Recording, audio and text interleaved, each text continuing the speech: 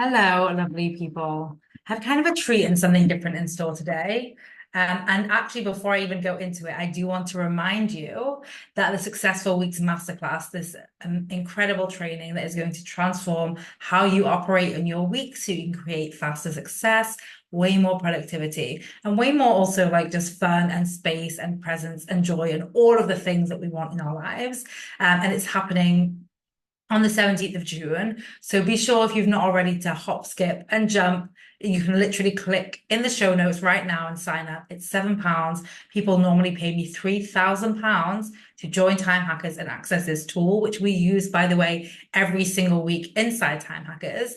And not only when you join will you get access to the masterclass live, which is then going into the paid program, you will also get the Successful Weeks Planner, which is literally an entire year. You can download it and use it every year of breakdown of the exact framework that I'm going to be teaching through to use on demand. So it's going to be a phenomenal, life-changing, week-changing experience. And I highly recommend you come. It can only be done live once. There will be a replay. It will be available for 48 hours, or you can upgrade and access it for longer.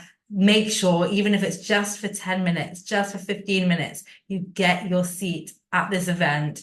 Commit to creating your most successful weeks, because you know and I know that you can operate more in alignment with what you want in your weeks. And this tool is going to make that happen. And by the way, when you do that, my clients are always so shocked. Our time hackers are always mind blown that like they get to do it their way and they get to be more successful.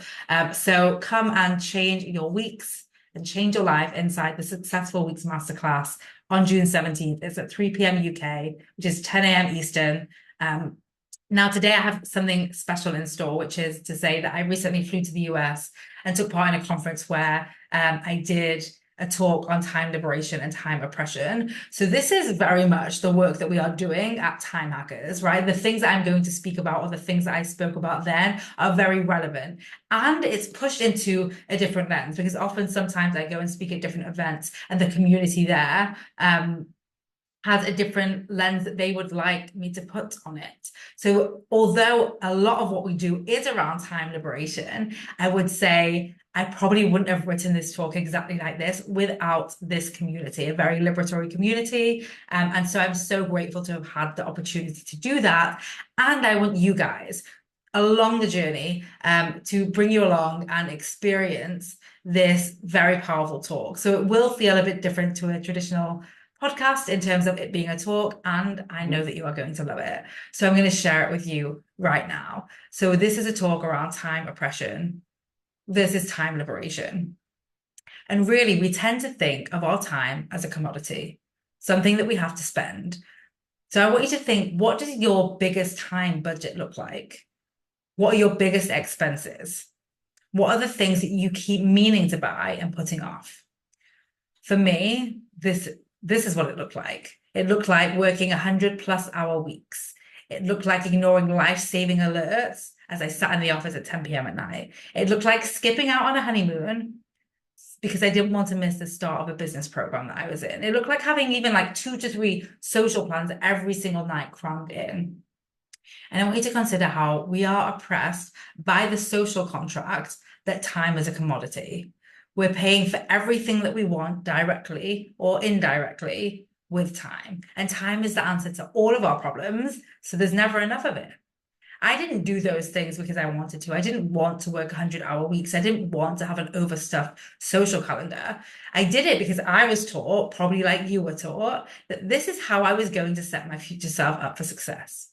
Like at one point, my time budget looked like this. It looked like waking up at 5 a.m., walking 2 hours to work, going to the gym, going to grind through to lunch. And then, by the way, I would eat at my desk and then go to the gym. Actually, I would go to the gym and then eat at my desk. I'll be honest. That's the right way that I was doing it. It wouldn't be very great the other way. Then I'd grind through into the evening and I'd either go to the gym, I'd go for after work drinks, I'd go see friends for dinner. Sometimes I'd rock up at the club, I'm going to be honest. And everything else, I would just overcommit and have back-to-back plans, anything to avoid wasting my time by doing nothing. And I was rewarded for it. I was celebrated for it. People would say, wow, Vicky does it all. I paid for love and relationships with time. I paid for friendships with time. I paid for success with time, and I got all of them. But I lost myself. I lost communicating with myself. I lost knowing myself. And I lost years of my life following a rule book successfully that wasn't built with me in mind, that wasn't built for me to benefit. It was built for others to benefit. It was built for me to be a producer and a consumer. It wasn't built for creative thought. It wasn't built for my happiness. It wasn't built for me. And so I wasn't happy. And I didn't even notice it for a long time because I was so busy. So this is what time oppression looks like. And I'm giving you guys an insight into my past a little bit as well. So at this point, I introduce myself and my work, which I'm still going to do here. I'm going to say I'm Vicky. I'm the CEO and founder of Time Hackers, and we are taking on the entire time management industry that was developed through, in its most modern form, was heavily influenced by slavery, by the Industrial Revolution, and really designed to exploit workers, not support them. So it's no surprise that we're more anxious, more busy, and burnt out. Literally, our tools and methodologies were designed for that.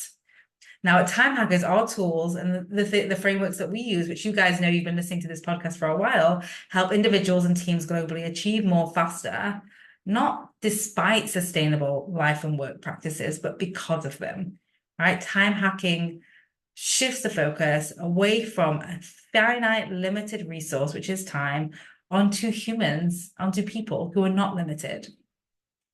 So we've been taught that time is a commodity. That is not something that just came to us in our heads. And we were taught that the best thing that we can do with our time is to spend it, is to allocate it out.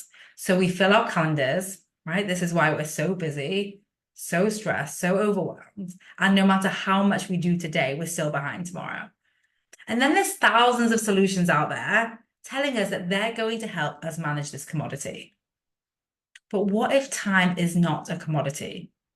What if time is a resource? We're taught to spend it in order to have what we want, so there's never enough of it. But what if we were taught to protect it, so we have excess space? Space that we can use to truly rest, to create, to listen to ourselves, to have meaningful relationships with others, to have capacity for new opportunities, even when they're last minute invitations, and to take care of ourselves when we're sick or when life happens. Like, I want you to imagine what it would be like to not have to reshuffle tens or even hundreds of things in your week or month when life does slap you in the face on that random Tuesday afternoon. Because this is what time liberation looks like. Time liberation looks like taking 3 months off because it's summer. It looks like working a 15-hour week as full-time. Time liberation looks like saying no to the firm-wide request for everyone to come in an hour earlier. And time liberation looks like taking a solo trip to Connecticut, leaving my laptop and my little one behind. And these have been some of my time liberations. So I want you to think about, for you, how often are you finding time for what matters to you, for what you value? Do you have to create time? Do you have to shuffle it around, or is there space for it now? Because I believe that our time budget, that thing I spoke about at the start, should clearly reflect our values. Not the values that we've been told are right, not the things that we're told we should do, not the things that we're taught make us a good employee or CEO or partner or parent. I'm speaking about the things that make us truly us.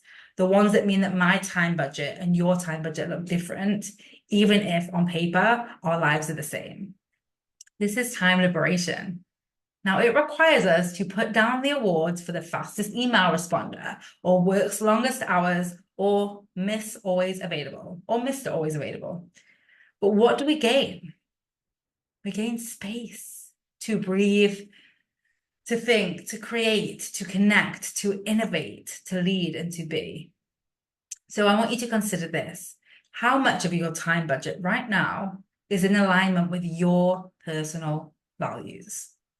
10%, 20%, 50%. And I want you to think about what your time liberation will look like. And specifically, I really encourage you to put pen to paper with this question. What will my time liberation look like? And be willing to expand, right? Your brain might offer, no, no, no. Be willing to expand. That's what liberation is. That's what it means at its true cause. That's a reflection of it. There is nothing you put down that is crazy. I promise you, Vicky, that was working 100-hour weeks, waking up and walking to work at 5 a.m., all these different stages of me, because that was 2 separate Vickies, I will say. That version of me didn't, 15-hour weeks was not even on her agenda. She thought it was honestly crazy, ridiculous. I would have spat my drink out if someone said that to me. So what will your time liberation look like? And if you're in the car or listening, you can even pause the podcast and say it out loud. What will your time liberation look like? And are you willing to create the excess space required to get there? Now, as you know, on this podcast, we're all about time hacking. And how you view your time, which is your resource, is always a reflection of how you view you. So this wasn't a talk about time. This wasn't a talk about time liberation. This was a talk about you. You have been taught to think of yourself as a commodity. We've been taught to think of ourselves as commodity. And that can end today, because this was a talk about your liberation. So thank you for listening to this talk that I gave on stage. And by the way, if you know any communities or organizations or at your own company or where you work, where you do have speakers come in and talk, I would love to come in and talk around time with the unique lens that your organization wants, right? So it might not be through a liberatory angle. It might be through creating a 4-day work week. It might be through leading in times of hybrid working or remote working or flexible working. It might be how to manage teams across different time zones. Whatever it might be, we are experts when it comes to time, productivity, decision-making, failure, all of these juicy topics that your people would love to learn from or learn on and benefit from. So please do get in touch, team@timehackers.xyz. And to circle it right back to what we said at the start, I know so many of you are already coming and committed to creating your most successful weeks with the live training that's happening on June 17th. So if you are listening to this after then, you've missed the live training, I'm sorry. But you still have chance. Click in the show notes right now, sign up, and come and experience a time hacker training to change your life by changing your weeks on June 17th. I cannot wait to see you there. Bring your friends, bring your neighbors, bring your partners, and even at work, bring your team, bring your boss, bring whoever you know would love a tool that's going to support them to create more success in their weeks and to become more productive without working longer hours, having 42 tabs open, multitasking, high anxiety, stress, and all of that stuff that we've been told is a part of success, which is not. Thank you for listening. Bye.